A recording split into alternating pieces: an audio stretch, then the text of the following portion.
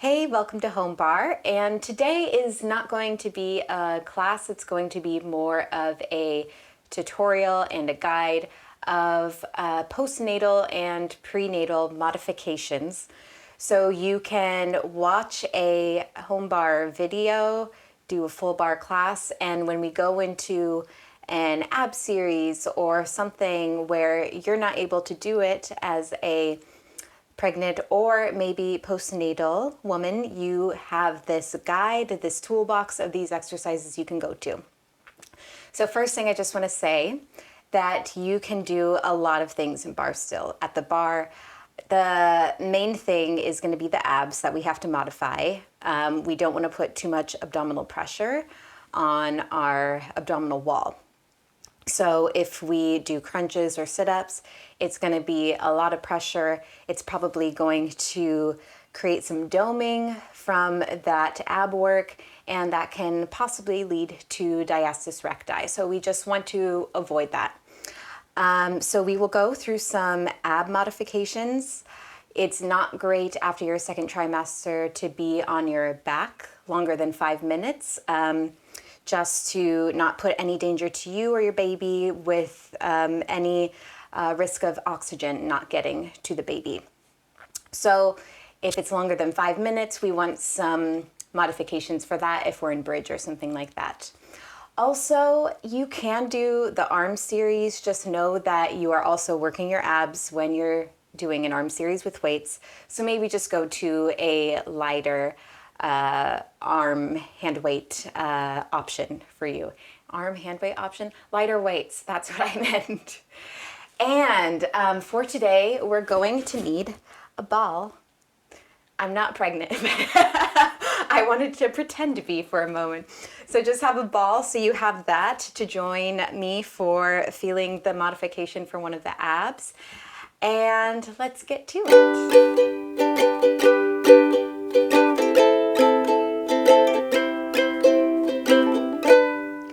All right, so one of the first exercises that is pretty much in every bar class is going to be the push-up, and that's typically towards the beginning of class. So we'll start with that.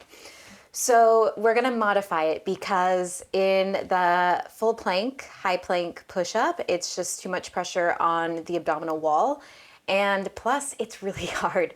It's like if me as a non-pregnant woman duct taped like a 5-pound kettlebell to my tummy and tried to do it, you know? So you're working with more. So we're gonna modify it in kneeling push-up. So what you're gonna do is just take those wrists under the shoulders. You're gonna take the knees down to the mat, and you're gonna press the tops of the feet into that mat, and then just press the pelvis forward. So right there, you want to engage the abdominal wall in. Engage the abs up and in. Don't let the tummy just simply, expand. So exhale, bring it in. And then for the push-up, you're going to take the bend in the elbows and push it up, down, and up. Good. All right. And then if you are in a class and it's more of a wide push-up where the elbows are going a little to the side, the fingers are a little turned in, same thing. Keeping the abs up and in, keep a long line through the neck. Cool. So with that said, that was basically our modified plank already. So now let me just show that. So whenever they go into a forearm plank or a high plank in class, you want to modify, again, it's harder for you, plus too much stress on the abdominals. So again, you just take the wrists under the shoulders and knees down, tops of the feet into the mat, squeeze in the abs, shoulders draw away from the ears. And you can also lift those heels if you prefer, but I find that actively pressing the tops of the feet into the mat engages my abdominals in deeper. So that's just going to strengthen your abs and do it in a gentler way. And again, if that's also too much, then I have other options for you, so stay tuned. But now we're gonna go to side plank since we are in that side plank territory. So for side plank, you have two options.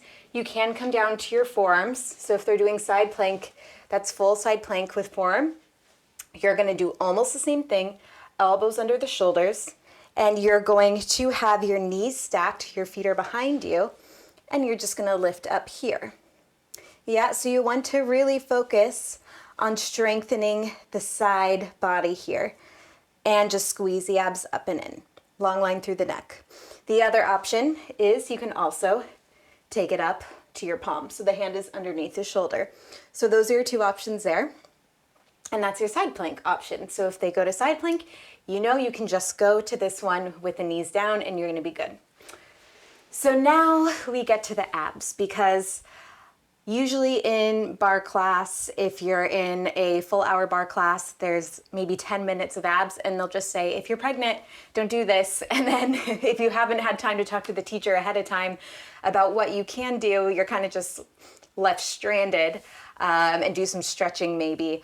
So I just wanted to give you some go-to workout exercises to do. So you know, okay, they're doing abs, so I'm gonna do some more gentle, soft exercises to strengthen my abs, but nothing that's going to possibly be harmful to me at this time. So we're first going to use the ball. And if in class they are doing C-curve, good news, you can actually join them for this one. You're just gonna modify it a bit. So first off, I would recommend, if it's at home and you have a ball, to put this ball at your lower back. It's just going to give you some extra support. And you're going to bend your knees, feet into the mat. Now you can grab the back of the thighs and then first start with pressing the lower back into the ball, engage in the abdominals, and then just find this C-curve through the spine. So I know one pregnant woman I've talked to who said she found that this was actually too much on the abs, but if she brought her hands back here, fingertips pointing forward, then she could hold it without the doming of the upper abs. What you want to make sure is that you can still maintain the flat abs. So if you feel doming and you're here, you know the bulge is happening, you maybe want to come back here. So what can we do here? We can't do everything that they are going to be doing, but I can give you some options. So if they are doing a spinal rotation, you do not want to be doing that in the C-curve. Instead, what you'll do, if you're comfortable with lifting your arms off, so if you're not, you just stay here. You keep doing breathing exercises. You expand the rib cage and with the inhale, and then exhale. And you can simply do that and then just really be conscious of the breathing, abs in. Now, if you want to work your side because they're doing the rotation, you can simply reach those arms forward if that's in your practice that day, and then just very gently reach from side to the ankles, and you keep those abs engaged. Yes? And then the last thing, if they are doing, we're gonna come up for a second, tailbone lifts, which you can see what that is. That one's on your back, you're working the lower abs. You can come back to this and do something here where you are just either holding again the back of the thighs or back here, and you're gonna take a pelvic tilt. So you're just gonna slightly tilt the pelvis forward and then back, tilt and back. Exhale, tilt, inhale, back. Yeah, so those are your options there. And now we can get rid of that ball.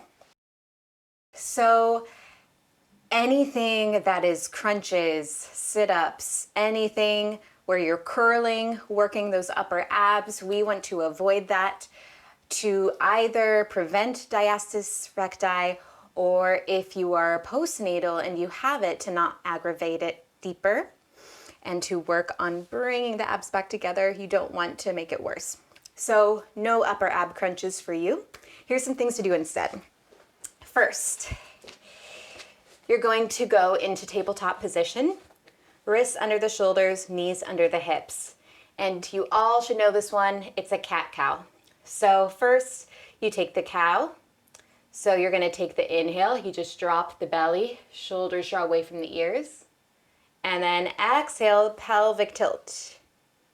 So when you go through the cow, it's a real nice stretch for the abdominals. And then as you exhale, go through the cow, you're working into those abdominals. So it's a strengthener, nice and gentle here. Not too much pressure. Once you have done a little bit of those, they're going on through that ab series, and you want to do a bit more, you're going to go for an arm and leg pull. So you're going to first engage the abs before you do anything. So squeeze the abs up and in, extend the left leg, top of the foot on the mat, extend the opposite arm, so right arm, and you can lift that leg up, and then you can do pulses. You can do an inhale, lengthen, exhale, elbow to knee, inhale, exhale. This is a great one to do as long as it feels good while they're doing all their crunches and sit-ups. And then of course you do it on the other side as well. So that was upper abs. We also get a bit too much strain on our abdominals from the lower ab exercises we do in barre.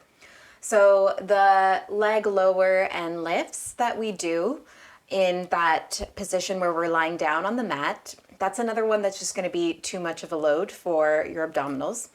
So for this one, you can still join in and do something that's going to gently work the lower abs. So you're going to come into a seated position. You're going to slightly bend those knees, press the heels into the mat. You have those hands behind you, fingertips facing forward. And then you're going to do a heel drag. So you're going to just inhale, press those legs to straighten. Exhale, squeeze abdominals in. You can do the weird breath like me if you want. Inhale, straighten. Exhale, in. So you slightly let the abs release as you lengthen the legs. Exhale the abs in as you bend the knees and draw the heels in. So they do all the crunches, they do all the sit-ups. Then they go into twisting with the upper ab crunch, bicycles. So for that, I also have a modification for you with very mindful spinal rotation. So sometimes you might hear, I heard this myth a lot, that you cannot twist at all. Prenatal, postnatal, you can do it gently and mindfully. Okay, so first what you're gonna do is come to your knees. You can just curl those toes in the back, take the hands to the hip. So we're just gonna do a real gentle twist here where you're going to move through the rib cage. You're gonna exhale, inhale back, exhale, inhale back. So the hips stay front, the belly button is staying forward. So it's really just moving from this line and up. Exhale, inhale. And when you are twisting, you want to think of lengthening through the spine. Yeah. So that's what you can do there. Also to work the sides. This one is going to be if they're doing side crunches. You can simply just go side to side in this kneeling position. So the abs are in. You reach for the knees. Good. Crunching into the side oblique. Yes. So side crunches, the twisting bicycle, you can go into this kneeling position. Now, the last thing is going to be the bridge position. And you might be able to do this for a while. The thing is, once you're in your second trimester, it is recommended to not be on your back for more than 5 minutes. Just to be safe, to make sure that the baby is getting enough oxygen. So just be mindful. If it's a short bridge series, or it's a couple minutes and then you decide, okay, it's too much, I'm going to come out of it, you decide. But I'm just going to give you an option that's still going to work your glutes and also your hip flexor. So it's going to be again in tabletop. You're going to take the wrists under the shoulders, and you probably know this one. You're just going to lift the leg up and in. You can go here. You can go to little stomps. So you can kind of maybe even follow some of the choreography they're doing in the bridge position. And then instead you just do it here. Or you go and just do your own thing while they're doing it. You just, do your own thing. So that's the last one there. So that should be enough for you to now have a toolbox. So if you're taking a barre class, you can typically do a lot of the warm up on the floor where it's plies. You can do the things at the barre where you're working the legs and the thighs and all of that stuff. That should be fine. But of course, always modify if it's too much. And hopefully these exercises on the mat with the abs and some of the stuff on the back will help you. So you have that toolbox. You can just go and do these exercises when they do something you can't quite do. So I hope that was helpful to all you future mamas and maybe new mamas. And if you have any more questions about modifications that you need for certain exercises, feel free to just contact me in the comments below this video. And also, if there's any interest for a whole full prenatal, postnatal barre class, I would love to know if there's interest for that, and I'd be happy to create it. So give me feedback. And if you would like full classes, you can also find Home Barre on Patreon to get full-length classes.